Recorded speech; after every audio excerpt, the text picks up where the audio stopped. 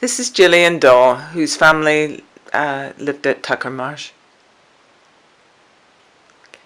My father bought the market garden back in 1946. He was manager for people called Greenfield that owned it before. They came down from London to avoid the bombing. And of course after the war then they wanted to sell up and they gave him first refusal. So he bought that and then Mum, of course they were married then, and Mum moved down. And gradually expanded, bought different parts of the valley. And he really specialised in double whites, that was his favourite, and he was a very good grower of double whites. We had 10 acres altogether. I don't know, perhaps about 4 acres of double whites, I'm not sure. There were lots of spring flowers around in the hedges, all the ones that they'd thrown out during the war were all dumped on the hedges, and if it was a season when daffodils were scarce, then we'd go around and we'd pick the flowers off the hedges and they'd be sent away. I don't know what else you... So your farm was where? Well, so almost across from Colstock? Yes, opposite Colstock there, quite near the station. And when they moved down in the first place, a lot of the fields were filled up with apple trees and cherry trees, lots of cherry trees there.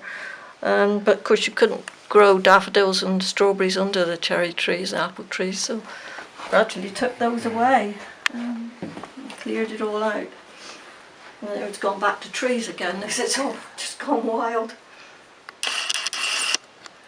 Several varieties in the hedges, but one field had a lot of Victorias, a little trumpet variety, yellow trumpet with the white petals around, and we used to have those pans and pans of them, but the hedge used to drop off quite easily.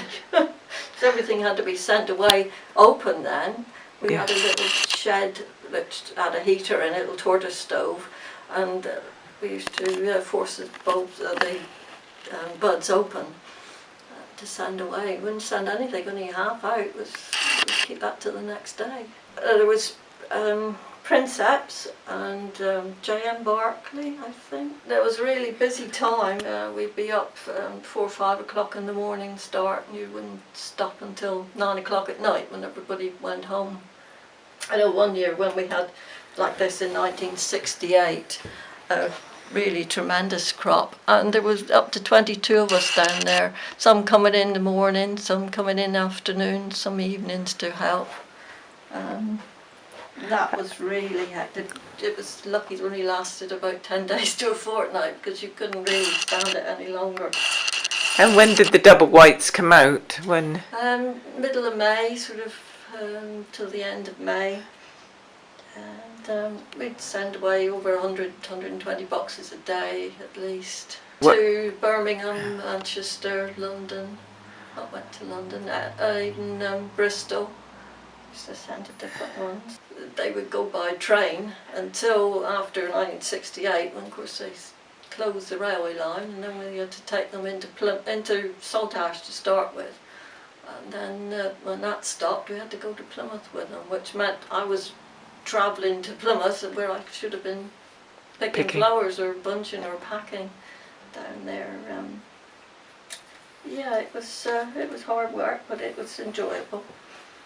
The double whites, they seemed to like Tucker Marsh, whether it was because the soil was heavy. Dad always had the bulbs sterilised and the ground sterilised just to keep them clean. But they were always nice full flowers, except after being sterilised when they were a bit starry.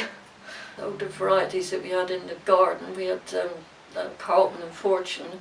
I know Dad bought one lot from the Dutchman, and when the bulbs came up, the Carlton and the Fortune were mixed, which was difficult. You had to wait till they sort of opened a little bit to sort out the different colours.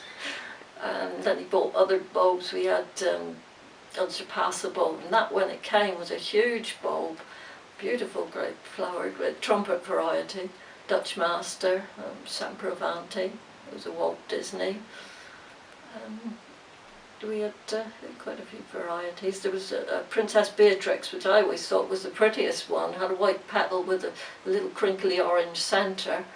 But it was shy, the head turned downwards, and it never sold very well. There was another one, Matahari. That one was very popular, especially in the Bristol market for some reason. That was a paler orange cup with white petals. And geranium. That one never did very well at Tuckermarsh, but I've got some here in the garden, and they've flowered. Well, for 40 years they've been flowering. They're beautiful. When our boxer was a pup, we were out pulling the heads off the flowers, and Dad said, "Oh, take him out and let him have a run as well." He was running up and down the rows of daffodils, and of course I suppose they were tickling his belly.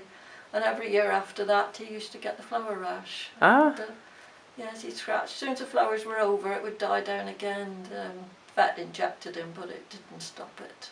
Well, if it was double white time, it would be really early, and you'd have start at 5, then you work, and then you'd have breakfast, and then a bit later on you'd have a second breakfast, and then as the different ones came in, perhaps some would come in. A couple would start really early as well. Some would start at 8, some at 9, and then we'd about 10:30 we'd always have a cup of tea in the garden or wherever we were working.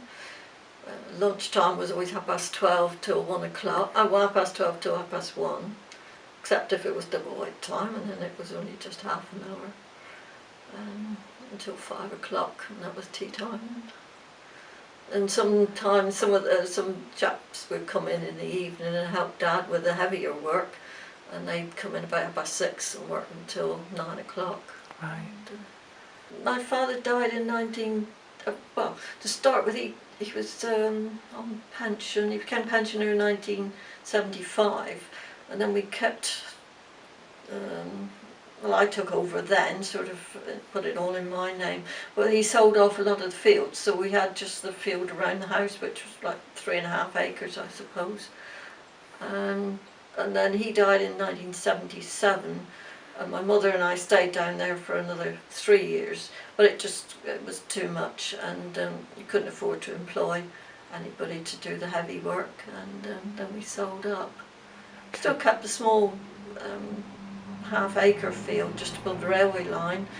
It was the first field that they bought. People from the village that came down, and particularly too, Dorothy and Joyce, they would come in any time, 5 o'clock, whatever time in the morning that you wanted them, or stay as late as you wanted them. They were really brilliant. And do people from the community bunch for you as well? Yes, they You used to got do lots. whatever you wanted them done, yeah. And some would only come for that particular crop.